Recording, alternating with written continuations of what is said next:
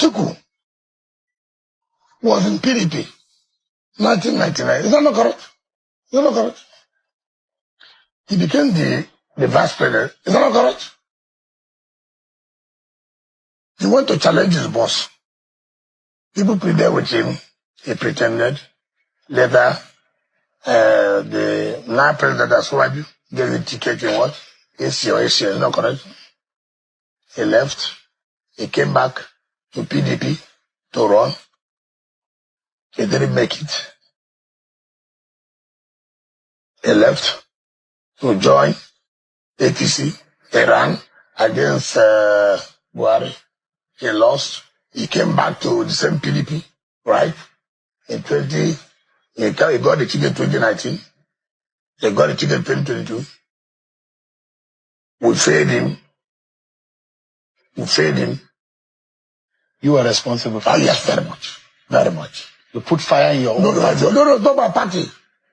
You have to fail people who are not consistent in life. So we are responsible in... No, not about responsible. I played a role. Don't make it look too... I was the head person. To ensure that Atiku does not win. Yes. And you are happy with that? Very much happy. Even I will do it now, but I'm coming. He left again now. PDP to ADC. Okay. Who is Tambuwal? 1999. He was special assistant to Senator Abdullah Wali of Sokoto, 1999. Yes, correct. He left. He joined his APP or DPP or whatever they may call. Yes, correct. Right? He came back to PDP. He became a speaker. We are those who funded that position. Yes. Actually, I thought. No, I'm coming to that. He won. He left PDP and went to APC to run for presidentialism. Now again, he's going back to ADC. Now, look at his trajectory and look at that article. Now, mention Wike from 1999 to now. In 2019, who was Tambuwal? I. Who was the Tambuwal people were held? Because of Tambuwal, I had to take the National Convention to Port Harcourt. Because of Tambuwal? Yes. You did that because of... Because of, yes. I did that. When we are doing presidential election 2022,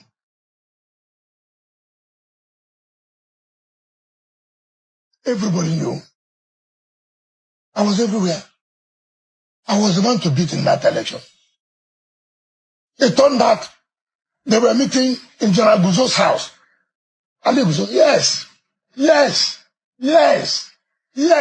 They couldn't stand it. I've taken over everywhere. They told Saraki to withdraw. Saraki said he won't withdraw. They told Bala Mohammed to say he won't withdraw. Tambuwal refused. In that convention, every candidate, every aspirant was allowed to come and speak. The mistake I made was that I allowed my supporters in Kano and Katsina and some of them to wear our uniform. When I addressed the congregation, it was, look, there was a problem. I want Kano 90%. I want Katsina about 80-something%. That was where David Mark brought his knowledge of military coup and the former Senate president. He was the chairman of the convention. Every candidate, every aspirant has spoken. Now, for us now to vote. Then we had an announcement that there's an announcement. What was the announcement? We thought maybe the electoral committee will say, look, this is what you will do, this is what you will not do. Who did I see?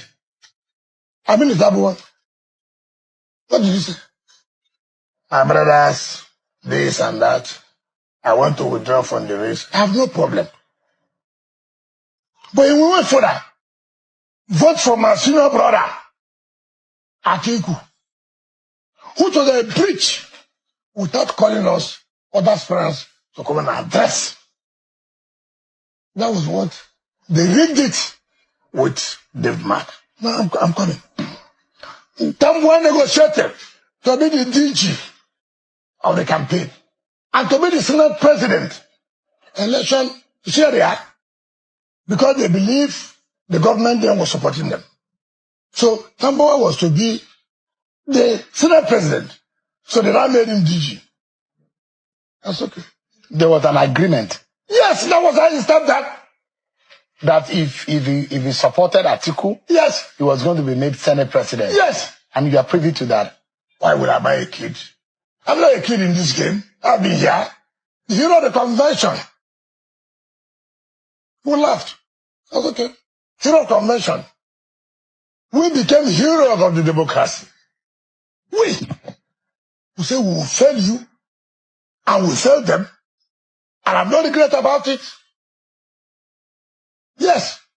Even for him to cleanse the Senate, he had to do the run as a sitting governor. He had to do the run. Let me come and tell you something. Let any Nigerian, let anybody come out in this country today. It doesn't matter whether I like me or not. Say, look, Sheung, me and Wike were agreeing on something like this. He refused to do this. Let's tell the truth and let the devil be ashamed. Waiting Atiku take Wike IC for 2023. Is it fair? It's really not fair. I don't agree with the fact that Wike also did his own betrayals. You know, he betrayed Peter Obi too. But look at the whole story that he just shared. You won't blame him. And it's not based on his perspective alone. These are things that are visible to the blind and audible to the deaf. We are all Nigerians. We know these things. After all that Wike did for a Tambuwal, you would have expected that Tambuwal would pay him back with loyalty. But no, Tambuwal betrayed him. In 2019, Wike stood behind Tambuwal because then it was the turn of the North. It was the turn of the North. Wike could have as well said, I have the resources to run for president, let me run. But he didn't. He respected that unwritten rule of North and South rotation. He respected it. And he supported Tambuwal to the ends of the world. Wike moved mountains for Tambuwal in 2019. But when 2023 came, when it's supposed to now be turn of the South, what happened? Tambuwal betrayed him and supported Atiku. In fact, many people may have forgotten. The chairman of the organizing committee for that primaries was who? It was David Mark. And we can hear now how David Mark was used to rig that primaries, quote and unquote, for Atiku. These are the same characters that are in the ADC today. These are the same characters that are discussing coalition with Peter Obi. It's scary. I must say the truth, it's scary. But if you look at everything that happened, you can't blame Wike. But then again, I blame Wike. Because you can't say because somebody betrayed you, then you now become a traitor yourself. No. No. If Wike had stood behind Peter Obi will be president today. And Wike, will also be enjoying the privileges that he's enjoying under Tinubu today. That's just a simple truth. Because Wike understands how their dirty politics is played. That's just a simple truth. Atiku, I don't know if to say he's a problem to himself. If Atiku in 2023 had not been over-ambitious to expose himself to such an extent of betraying Obasanjo openly, coming openly to run against your boss, a sitting president, if Atiku had not done that, to the extent that we are told that Obasanjo knelt down to beg him and all that, if he had not done that, in fact, Atiku would have been the person to succeed Obasanjo as president in 2007. But he did what he did. And guess what? He left the PDP. If he had even also been patient in the PDP, he would have still gotten ticket after Yaradua when he comes back, goes back to the south and comes back. By now, him for don't be president. But he didn't. He left. He went to go and join Tinubu in 2007, ACN. And then he left again to come back to PDP. Just keeps going and coming, going and coming. In fact, in 2015, with all the begging that Jonathan begged Atiku not to leave, with all that begging, if Atiku had just agreed and allowed Jonathan to do his second term, Atiku would have been president after Jonathan in 2019. But no, he's very impatient. Very impatient. He doesn't consider the interest of the country. He claims to be a Democrat, but he is not. A Democrat would not be running against his boss. It's not only disrespectful, it's undemocratic. Right of first refusal should have been given to the boss. Simple. But you see, these are the things that we see, and these are the characters that are in the ADC. This is what Wike has exposed, which are things that are known to you and I as Nigerians. If some of you don't know it, they're not go many. Some may just decide not to talk. But they are the realities that we are faced with. And this is why Peter Obi, his best option is not to walk in the midst of these wolves in sheep clothing, these lions in the lion's den, except he has some divine backing from God that will empower him to tame these lions. His better option or best option is to jump ship, is to ignore whoever is trying to gaslight him or jump shame him from leaving the ADC. The ADC most likely will be rendered paralyzed by the stubbornness of the David Mark and Atiku. They'll be rendered paralyzed because for a Bolaji Abdullahi to come out and be saying, oh, it's a long battle, we are ready, that means they won't fight court case. And if they continue to fight for court case, they will remain chairman and publicity secretary of a paralyzed ADC. Because at the end of the day, that ADC political party will be Zamfaralized.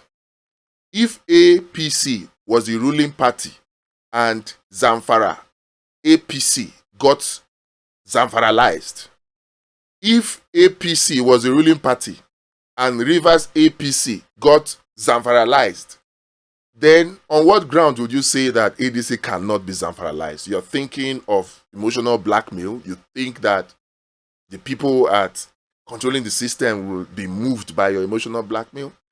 Any attempt by David Mark to pursue an appeal of the Justice Joyce Abdul Malik judgment, any attempt by the David Mark to pursue the trial of the case against Nafiu Bala, instead of reaching an ADR, alternate dispute resolution, and rallying around the state's chairman to quickly conduct congresses and then convention, where he, David Mark, can also become chairman and then conduct primaries. If he chooses to fight the legal battle, they will be fighting legal battle. At the end of the day, deadline will come and go, and ADC would not be able to field any candidates. We have seen it before for APC when they are ruling party. Is it ADC that it cannot happen to? And some of you are coming to say, oh, you know it more than the politicians. The politicians are not as smart as you think they are. The only thing they have is drive. And then they have some money they have stolen. And then they have greed. They are unreasonable. That's all. Don't think that these politicians are so smart. And this is not to cast aspersion on them. I'm just trying to reveal some truth to some of you that feel that, oh, because I am not a politician, I cannot advise the politician. That mindset is totally wrong. Meet some of them, you will know that they are not so smart, really. If they were so smart, all of these things would not have happened. In fact, even the lawyers among them, I'm shocked that you have a Kenneth Okonkwo there, you have a Dalong there, you have a Dino Melaye there. These are supposed to be lawyers. Supposed to be lawyers. And then a simple case, a simple case of interlocutory injunction. Oh, put them on notice. Instead of you to just come and show cause, all the evidence you have that Nafiu Bala resigned, come and show it. Evidence that you have that you did not forge Nafiu Bala's signature, come and show it. Instead of doing that, you went to go and appeal. Wasted 1 month first. Now we are drawing close to deadline. You are still holding on to something that is not even a victory. You want to fight legal battles. and somebody will come and say you guys are smart. No. If you're smart, Tinubu will not be using your nyash to mop the floor the way he's doing. You guys are making Tinubu look like he's very strong and powerful. He's not. Just you guys that don't have your house in order are not able to think strategically. You're just bent on bending the system. So you are blinded to the realities of strategy. Your strategy is to bend system, to rig, to put people there so they can help you do what they did in 2023. Somebody will come and say people like us should not talk. We go talk, we go advise them. Go advise them until this May 30 finish. They go, yeah, balasa word for our hand.